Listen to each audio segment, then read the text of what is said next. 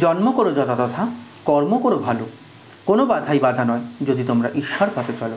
নমস্কার, আমি অ্যাস্ট্রোলজার বরুণ। প্রতিদিনকার মতন আজকেও কিন্তু একটি ভিডিও বানাচ্ছি শুধুমাত্র তোমাদের উদ্দেশ্যে।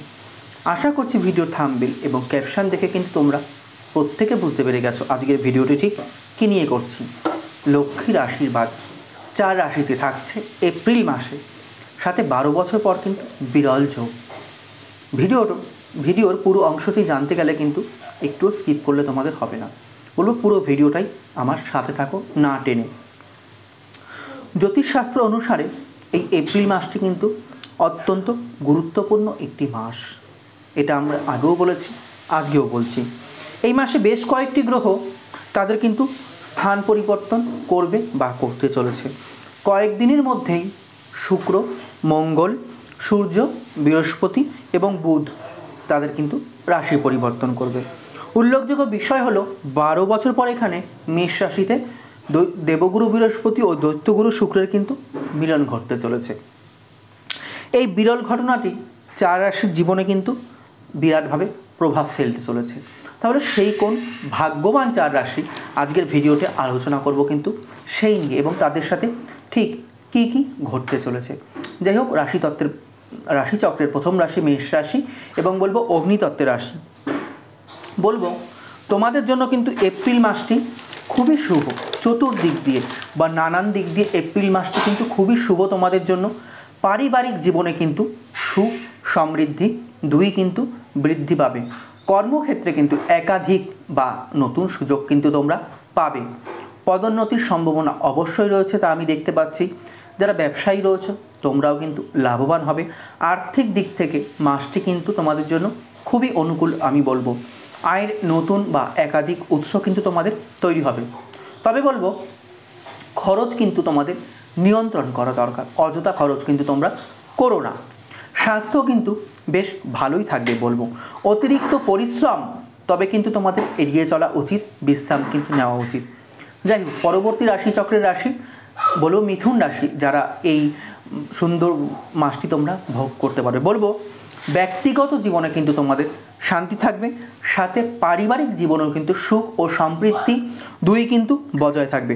তবে কর্মক্ষেত্রে বলবো কিছু চ্যালেঞ্জের সম্মুখীন তোমাদের হতে হবে। তবে বৃহস্পতি ও দৈত্যগুরু শুক্রের কৃপায় একটু যদি চেষ্টা করো, খুব সহজেই কিন্তু তোমরা সেই বাধা কাটিয়ে উঠতে সক্ষম হবে। আর্থিক দিক থেকে যদি বলি, ফাইন্যান্সিয়াল দিক দিয়ে কিন্তু সময়টি মিথুন রাশির জন্য কিন্তু মিশ্র যাবে। তবে বৃহস্পতির কৃপায় কোনো আর্থিক অনটনের সম্ভাবনা কিন্তু আমি দেখতে পাচ্ছি না, বা এক কথায় বলবো নেই। স্বাস্থ্যের প্রতি কিন্তু বিশেষ যত্নবান হতে হবে মিথুন রাশি বা মিথুন লগ্নের জাতক জাতিকাদের। যাই হোক, পরবর্তী রাশি বলবো কর্কট রাশি বা কর্কট লগ্নের জাতক জাতিকাদের কথা। গ্রহের অবস্থান পরিবর্তনের কারণে তোমাদের পারিবারিক জীবনে কিন্তু সুখ থাকবে। তবে কথা বা বাক্য নিয়ন্ত্রণ না থাকলে কিন্তু বা নিয়ন্ত্রণ না রাখলে কিন্তু অশান্তি দেখা দেবে, এটাই কিন্তু আমি দেখতে পাচ্ছি। কর্মক্ষেত্রে কিন্তু অবশ্যই সফলতা সম্ভব। আর্থিক দিক থেকে কিন্তু সময়টি বেশ অনুকূল আমি বলবো কর্কট রাশি বা কর্কট লগ্নের জাতক জাতিকাদের জন্য।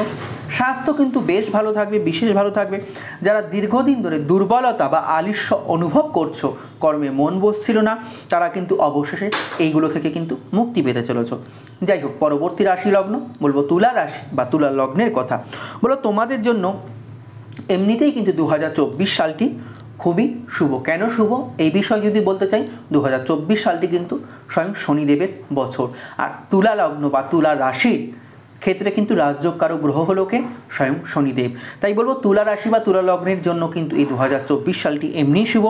ব্যক্তিগত জীবনের জন্য কিন্তু, পার্সোনাল জীবনের জন্য কিন্তু খুবই ভালো আমি বলবো এই 2024 সালটি।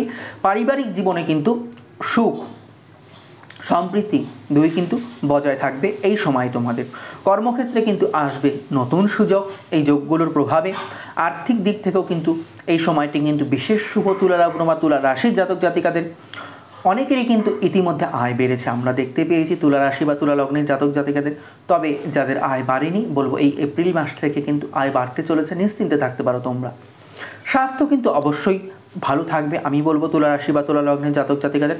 তবে অতি ভোজন তেল মশলাদার খাবারযুক্ত জাঙ্ক ফুড ভাজাভুজি এড়িয়ে চলাই কিন্তু ভালো, না হলে কিন্তু পেটের গোলযোগ বা পেটের গণ্ডগোল কিন্তু দেখা দেবে। যাই হোক বন্ধুরা, এই ছিল আজকে আমার ভিডিও। যদি ভালো লেগে থাকে লাইক শেয়ার করতে ভুলো না, আর তোমাদের মূল্যবান মতামত কিন্তু অবশ্যই আমাকে কমেন্ট বক্সে লিখে জানিও। আর যারা পার্সোনালি প্রেডিকশান নিতে চাইছো 7866939421 এই নাম্বারে আমাকে সরাসরি কল করে নিও। দেখা হচ্ছে পরবর্তী কোনো ভিডিও অথবা লাইভ অনুষ্ঠান নিয়ে। ততক্ষণের জন্য সবাই খুব ভালো থেকো, সুস্থ থেকো, সাবধানে থেকো। হরে কৃষ্ণ, জয় মা।